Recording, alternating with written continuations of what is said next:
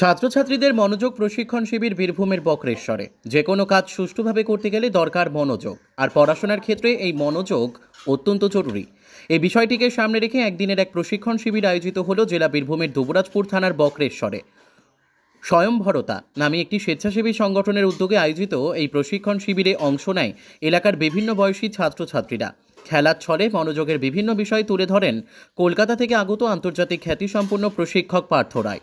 সঙ্গে ছিলেন আয়োজক সংস্থার তরফে শুভজিৎ সরকার। সকাল 8টা থেকে শুরু হয়ে 2 ঘন্টা ধরে চলে এই প্রশিক্ষণ পর্ব। এ বিষয়ে সংবাদ মাধ্যমকে জানান প্রশিক্ষক পার্থ রায়। কাজী আমিরুল ইসলামের রিপোর্ট, এস নিউজ বাংলা। উত্তমবাবু কিন্তু যা রেকর্ড করেন পরে সেটা টিভিতে দেখা যায়, বীরভূম বার্তা জানি না কিসে দেখা। আজকে এই যে ছাত্রছাত্রীদের নিয়ে মাইন্ড রিফ্রেশিং ক্যাম্প বা শিবির, অর্থাৎ মন শান্ত করার, মন চাঙ্গা করার এবং ব্রেন অর্থাৎ বুদ্ধিদীপ্তি করার যে অনুষ্ঠান, আচ্ছা কীভাবে এটা করা যেতে পারে, ছাত্রছাত্রীরা কিভাবে তাদের মনকে শান্ত করতে পারে, ব্রেনকে ধারালো করতে পারে। প্রথম কথা হচ্ছে যে যেটা খুব প্রয়োজনীয় সেটা হচ্ছে যে প্রত্যেকটাই কিন্তু মানুষ অভ্যাসের দাস। আমাদের বুদ্ধি, মন, সত্তা সবই কিন্তু অভ্যাসের পরিণতি। আমাদের যদি এটা প্রত্যেক দিন আমরা অভ্যাস রাখি, আমাদের এই মন শান্ত করার বা মনকে চাঙ্গা করার বা বুদ্ধিকে চাঙ্গা করার, তাহলে এটা সম্ভব। কিছু টেকনিক আছে, কিছু পদ্ধতি আছে যেটার দ্বারা এটা করা সম্ভব। যেমন আজকে আমি যে শিবির এখানে করলাম, সেখানে আপনি দেখলেন যে আমরা বল খেলা দিয়ে শুরু করলাম, তারপরে চোখ বেঁধে তাদেরকে পঞ্চ ইন্দ্রিয় কীভাবে কাজে লাগানো যায়, তাদের সামঞ্জস্য কীভাবে করানো যায়, যাকে আমরা সিনক্রোনাইজেশন বলি, তার মাধ্যমে আমরা এই মননশীলতা বা এই ফোকাস, যেটাকে একাগ্রতা বলে বা যেটা আমাদের অ্যাওয়ারনেস, সেটাকে বাড়াতে পারি এবং সেটার দ্বারা এটা সম্ভব। যে জন্য আমি এখানে বলে গেছি যে প্রত্যেক দিন কিচ্ছু না, 5 মিনিটের যদি এই অভ্যাস বজায় রাখি, 1 মাস থেকে 2 মাসের মধ্যেই এর মধ্যে পরিবর্তন ছাত্রদের মধ্যে দেখা। আচ্ছা, একজন সাধারণ মানের ছাত্র বা ছাত্রী কিভাবে তার ব্রেনকে ধারালো করতে পারে? মাইন্ডফুলনেস দ্বারা। মাইন্ডফুলনেস যদি সে করে, সে যদি পদ্ধতিটা প্রাত্যহিক প্রত্যেক দিন যদি সেটা প্র্যাকটিস করে, তবে সেটা সম্ভব। যে কোনো জিনিস প্র্যাকটিসের দ্বারা সম্ভব। যেমন আমরা মাঠে ময়দানে খেলে আমাদের ফিজিক্যাল মাসেলস, বাইসেপ তৈরি করতে পারি, পায়ের মাসেল তৈরি করতে পারি, তেমনি এই মননশীলতা প্র্যাকটিস করে, অভ্যাস করে আমরা মনের মাসেল তৈরি করতে পারি। এবং মনের মাসেল একবার তৈরি হলে সেটা কিন্তু সারা জীবন কাজ। নিউরোপ্লাস্টিসিটি, যে আমাদের ব্রেনের প্রতিনিয়ত কিন্তু পরিবর্তন হচ্ছে এবং এর দ্বারা আমরা এই পরিবর্তনটা খুব সহজে আনতে পারি এবং একাগ্রতা বাড়াতে পারি। আপনার নাম? পার্থ রায়। আচ্ছা, কতদিন ধরে আপনি এই প্রশিক্ষণ দিয়ে যাচ্ছেন? আমি 2017 থেকে। আচ্ছা, কোন কোন জায়গায় দেন? অনেক জায়গায় যাই। যেমন আমার ইউটিউব চ্যানেল আছে, সেখানে আমি দিই। পৃথিবীর আমি ভারতের বাইরে? ভারতের বাইরে বাংলাদেশে, ভারতের বাইরে সিঙ্গাপুর, মালয়েশিয়াতে, আর ভারতবর্ষের সব জায়গায়। আমি এলাম পরশুদিন। কেন? কারণ আমার কন্ট্রোলে ছিল না একটা জিনিস, হঠাৎ করে একটা প্রোগ্রাম চলে এলো, 1 ঘন্টার একটা সেশন করতে হবে আমাকে। রাত্রে 2টো টিকিট পাওয়া যাচ্ছে, ওটাতে এলাম।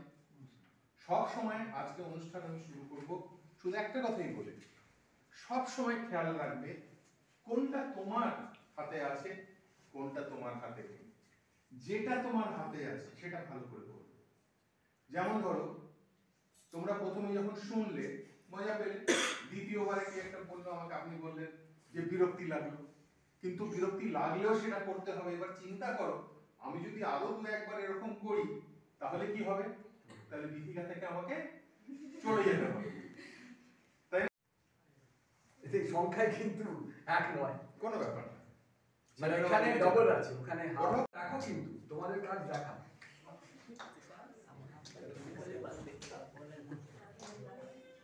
হয়ে গেছে 1 মিনিট।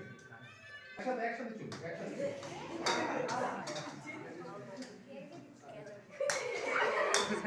ভয়েস করো বলো। আচ্ছা এক দেখো কিন্তু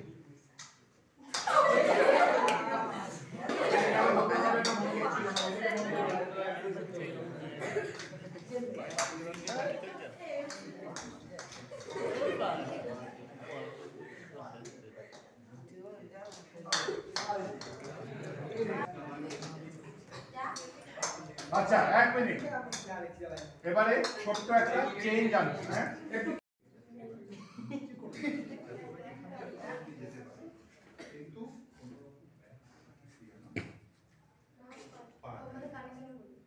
হ্যাঁ, তোকে সেটা চিন্তা করতে হবে যে তুই কি করে ওদের নিয়ে যাবি।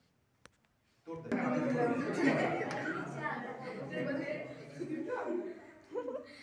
কিন্তু কোনো আওয়াজ করতে পারবি না।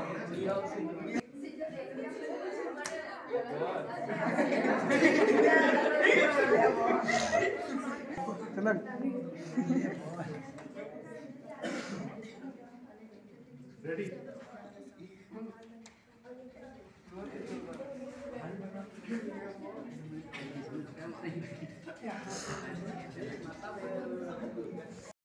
তোমরা তিনজনই সরে যাও।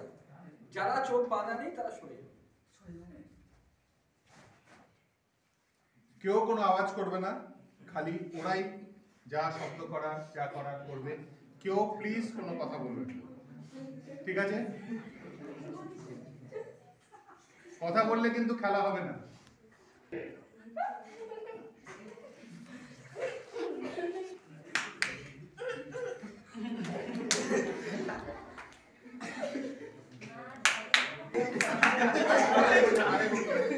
তুই এক জায়গায় থাকবি।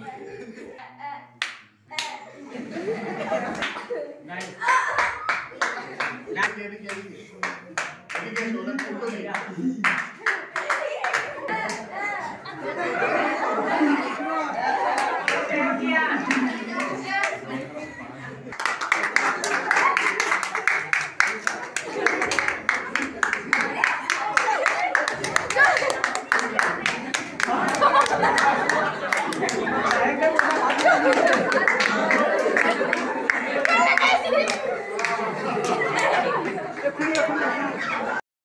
এখানেও খেলা হলো, তো কিরকম লাগলো এটাতে?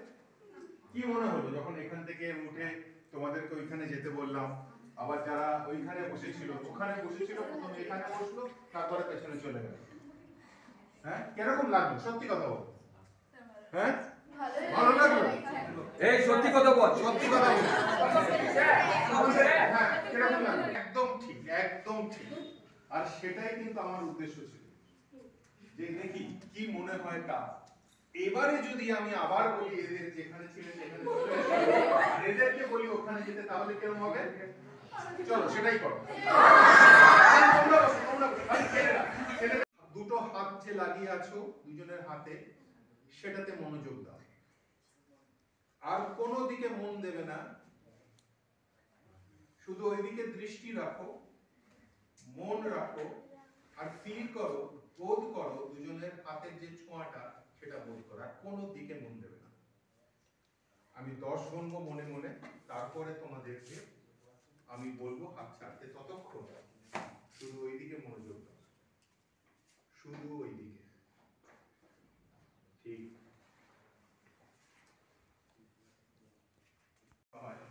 এখানে কে ভালো বোলিং কে করে? ভালো বোলিং কে করে এখানে? ছোট জন্মে কি একদম জন্মে যখন হামাগুড়ি দিচ্ছিল তখন ব্যাট নিয়ে দাঁড়িয়ে পড়ে বল মারছিল? এরকম হয়েছে? হ্যাঁ, তাহলে কি করতে হয়েছে? যে আমি কিন্তু প্রশ্ন করব তোমাকে, তারপরে ঠিক আছে? ওকে, নাম বলতে বলুন, ওদেরকে বল।